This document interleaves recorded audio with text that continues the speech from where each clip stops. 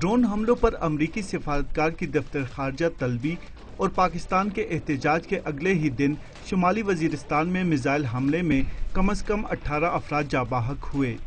ہفتہ وار بریفنگ کے دوران اپنے رد عمل میں ترجمان دفتر خارجہ معظم احمد خان کا کہنا ہے کہ ایسے واقعات پاکستان کی خود مختاری اور بین الاقوامی قوانین کی خلاف ورزی ہیں۔ ہم مختلف تجاویز پر کام کر رہے ہیں اور ہم امید کرتے ہیں کہ اس مسئلے کا ایک ایسا حل تلاش کر لیں گے جو کہ دونوں ممالک کے لیے قابل قبول ہو۔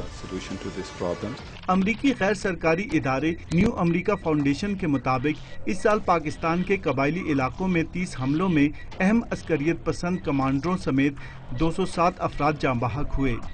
تاہم ان واقعات میں عام شہریوں کی ہلاکتوں کے دعووں کی تاحال کوئی تصدیق نہیں ہوئی۔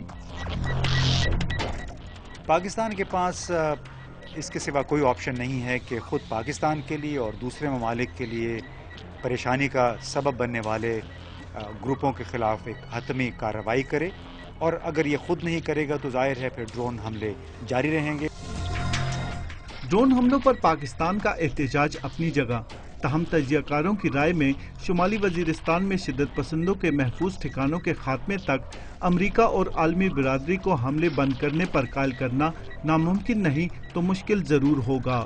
کیمرہ مین عمران چودھری کے ساتھ کامران حیدر، ڈان نیوز، اسلام آباد۔